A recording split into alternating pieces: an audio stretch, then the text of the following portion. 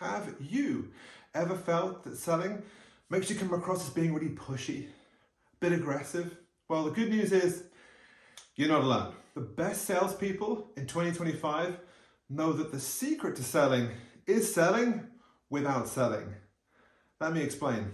Today, I'm going to take you through a few little processes to help you build better connections and close deals without feeling pushy. So my name's Luke. I've been in the sales game for over 20 years. I've seen it all, I've done it all, I've had tons of success, and I've made even more mistakes. This is video number 2 in a 5-part series preparing you to smash the sales world wide open in 2025.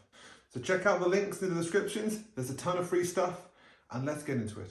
So imagine walking into a conversation with complete ease, just connecting with your client like a friend.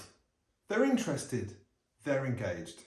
More importantly, they're going to buy without feeling pressured. That's the dream scenario, that is selling without selling.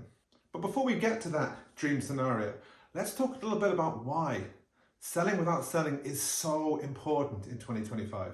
The truth is, no one has ever liked being sold to, ever.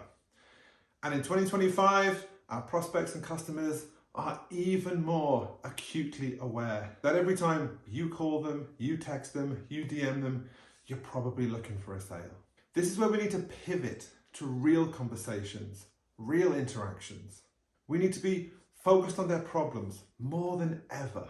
This is how you develop a genuine connection, when you care more about solving their problem than making the sale. And the irony is, the more you want to solve their problem, the more you may end up selling to them. Curiosity builds trust, and trust will get you the sale every single time.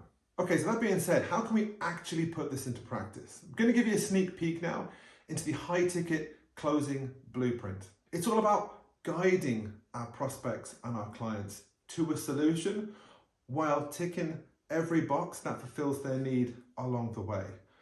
One way to look at your job as a salesperson is not to be making the sale, but more guiding your clients through a sales process. It's a slight reframe that's worked well with all of my students. One very simple tactic to use, especially if you're a new seller, is the open-ended questions.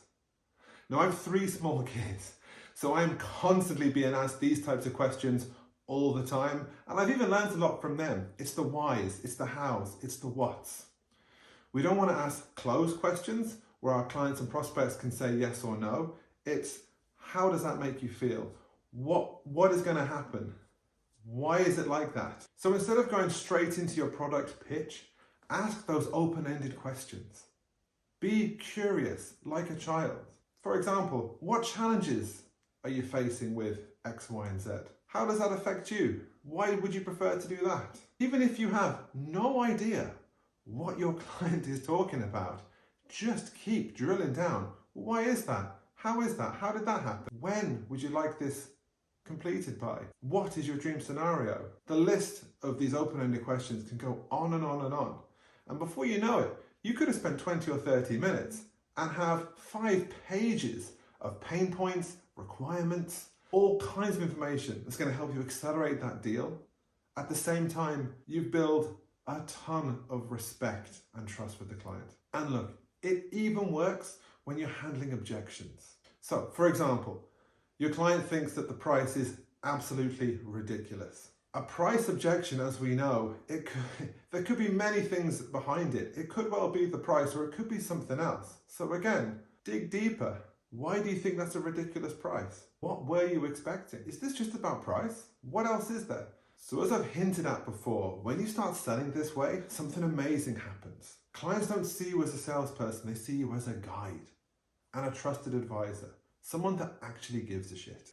You can ask some open-ended questions. So if this sounds like something you can do, and trust me, you can absolutely do it, stick around for part 3 of this video series where we're going to dive into handling objections. In the meantime, please like, subscribe, check out the links below for a ton of free sales content, and I'll catch you in the next one.